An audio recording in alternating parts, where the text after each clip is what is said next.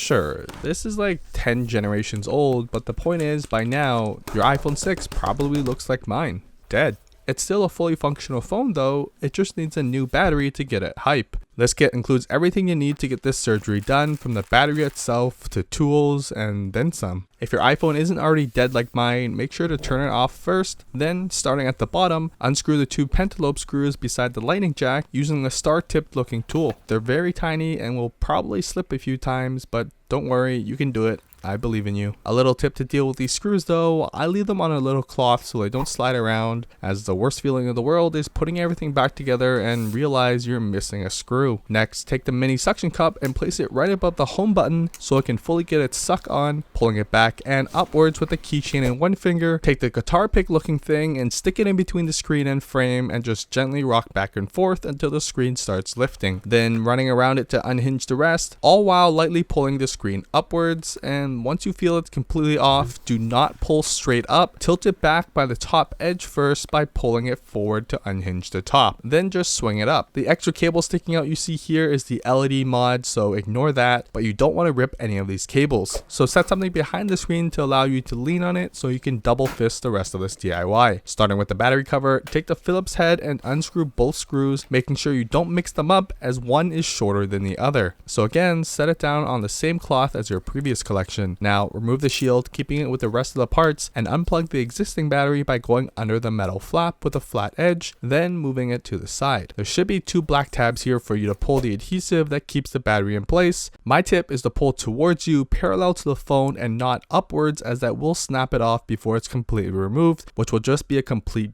to remove then. But lucky for you, I did just that in my light up Apple logo mod, and you can see how I pry out the battery afterwards. It won't be pretty and it may cause it to look like this, but you don't need to deal with this shit anymore, so toss it aside and hopefully safely recycle it and Mother Earth will thank you. Again, this black strip on the inside won't be there for you, so ignore that, but using the included double-sided tape, peel off the blue side, align the black tabs along the bottom of the battery chassis, stick it in place, and then place the white strips down as well. It doesn't need to be perfect, just make sure the black tabs are accessible so you can remove the battery in the future if need be. Now all you have to do is everything you did but backwards. Taking the new battery with the plug to the left of it, place it into its mothership, give it a firm push to activate the tape, and with your fat fingers plug it back in place. You should hear it click, which confirms you've succeeded at least one thing today. Now place the battery cover back on. It only fits one way, so you can't go wrong. Then long screw first, screw it into the bottom left hole and the shorter screw in the top right hole.